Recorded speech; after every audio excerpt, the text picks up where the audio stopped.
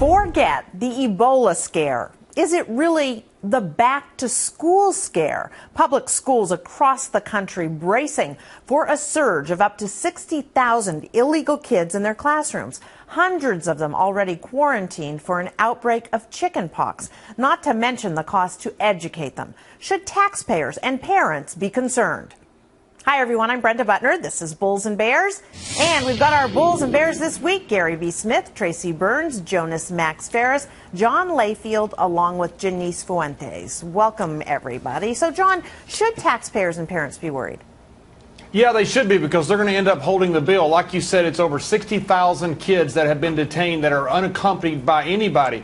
And we've already lowered in these different places that we keep them down to hurricane status, which means we can stick a lot more people per bathroom, a lot more people per square foot.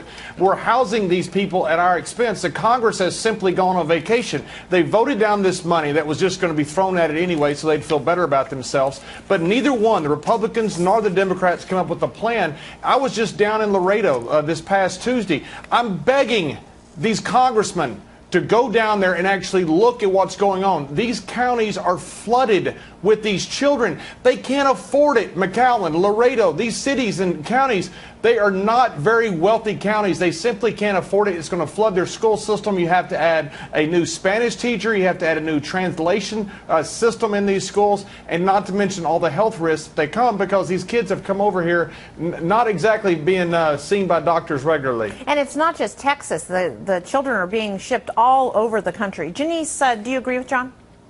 Well, I agree with John that we do need Congress to do the job and do pass legislation, the funding that they needed. Those counties are in need of assistance, although they have systems in place. And what is important to tell our viewers is that we are respecting the laws that are in place since 2008, because we have laws to deal with these children.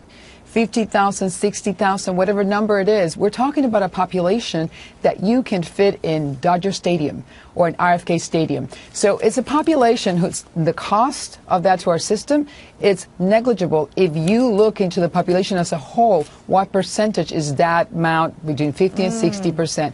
Tell that to these flooded communities.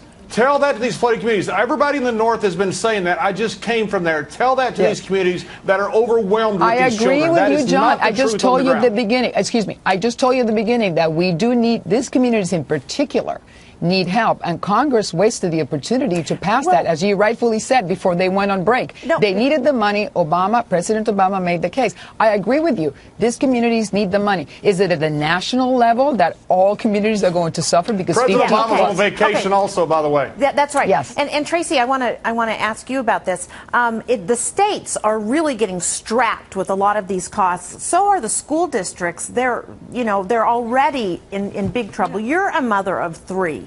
What are you thinking about? This would drive me insane. You know, the governor of Oklahoma wrote such an endearing letter saying, hey, my job is to take care of my people first. Oklahoma has its share of problems. She doesn't need more people coming in. Now she has to take care of them. It's unfair that the government is now forcing her to direct her funds to children that are not even residents of her home state. She was put into office to take care of them. And I think that's the point all across the border. We have to take care of our own first. We do not have a plan to take care of these children. Look, everyone wants to help these kids, but we need a plan to do it, because you got Border Patrol getting sick from the diseases they're bringing in. All that trickles down into our wallets. Yeah, there's no lack of compassion for the children themselves. But Gary V., considering the cost, considering the health risks, what do you think?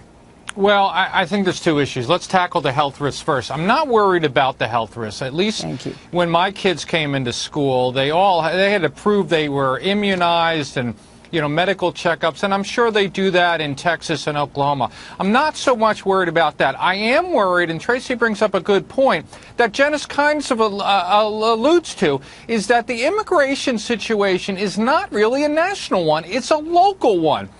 And so while it's good for President Obama and them to talk about, well, it's only a small percentage of our budget and we can spend this, the money is not getting there. So on the front lines, as Tracy said, you have the governor of Oklahoma already fighting with 1 in 4 kids that struggle with hunger, 1 in 4 kids who aren't going to graduate. All of a sudden, these immigrant children are brought to a military base and dropped off. And she's like, oh, my gosh, now I have to handle it. No one told me. That's the problem. There's a huge disconnect And I don't think the states are being considered. They're not even asked. They're just saying, well, here's the kids. We'll somehow try to get you the money. That's not happening. That's my concern. Well, Jonas, is there another side to this story? I mean, maybe these are the upfront costs, and later on we'll have more people paying taxes, Social Security, that type of thing. Yeah, there's definitely short-term costs, and I don't want to down. The health thing is legitimate because there's parents in this country that decided they don't need to do vaccines, which is a great policy when 99% of children have been vaccinated in America, but all of a sudden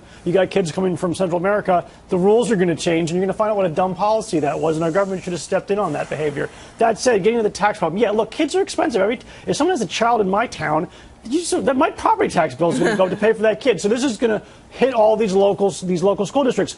Unfortunately, it's not a local problem. These kids aren't from these towns, so the federal government's have to pay the property tax, so to say, to educate these kids. But as far as the longer-term problem, we have a problem where the population's not growing. That's why Social Security is going broke, and they have to keep raising the taxes. How can we also have a problem with the population growing? Like, at the end of the day, if we could just turn these kids, some of them, into taxpayers, won't that solve the other problem? Like, there's got to be a way to make these kids tax flow positive to this country with limiting their benefits and making them pay taxes when they get older, which they're not that young as it is. They're not like they're infants. So maybe that's the way to go long term. John, what do you think? What do you think about that idea? I think that is just one area of the problem we have on the border. I agree with that. Look, Elon Musk, Arnold Schwarzenegger, they came here as immigrants, legal, and made pretty good names for themselves. Dr. Kionis Hinojosa came here, was illegal, is now one of the best brain surgeons in the world in Baltimore. So we do need these immigrants that come to our country. This country has been built on that. But this is just one symptom. When you mention 60,000 kids, a 300 million person population in our country, that really isn't that much. The problem is the flux is not stopping. There are parts of Arizona and California where government has put up signs saying don't go any further, it's unsafe. Police departments won't send their deputies out there because the cartels run that part of the United States. We are not doing anything to address our border issue, nor the people that are here. We have 10 to 12 million people here illegally. We've got to do something with that. And whether that's getting them here where they can work and become part of the system, whatever it is, we're not doing anything. Janice? I agree. I agree that the problem is really bigger than that. The problem is really what to do with the 11 million undocumented that are part of the society and working in our society. I'd like to speak, before I go there, to the point of the health, because I agree with Gary. This is not really a health issue. Nobody vaccinated Arnold Schwarzenegger when he came to our country. Yet, we have laws in place that there's 50 to 60,000 children who are coming unaccompanied. They are being vaccinated because they are being released to HHS as per our laws, and they're not being released to the community at large before they go through a very thorough screening, and they're vaccinated. So let's not say that they are at risk, because they are thoroughly vaccinated and probably more screened than any other immigrant in this country. According to the Homeland Security Office, they report that illegal immigrant children with diseases have really touched federal agents with scabies, lice, chickenpox, tuberculosis. Tracy? Right. I mean, they're bringing diseases. And to compare this to Arnold Schwarzenegger when he got here a billion years ago is not a fair comparison. There is nobody. Obviously, we have changed. Look, my little one couldn't go to daycare without a flu shot a bunch of years ago. Exactly. And do you think, based on your experience, do you really think that they're going to release this? Go ahead. Do you actually think that these lower income districts, these lower income schools are going to enforce these laws so strictly? It is out of their hands. They have no choice. They have to take these kids in, and they're going to, whether the kids are vaccinated or not. And that's the scary part. Wait. No, I'm saying the kids will not be enrolled into school until they have their certificate they've been vaccinated. It's a different story. They're going to get taken care of where they are right now being held before they get released. These kids get here. Some of them, I don't know how many vaccinations. Isn't that a cost to the United States? That is a cost then to the United States. That is a cost to the United States. You're correct about that. But I don't want people thinking that they're releasing all the diseases and we have kids that are not vaccinated going into a school system, because that would not be correct. Oh, okay, that's got to be the last word. I'm sorry, guys. We're Sorry. tight on time.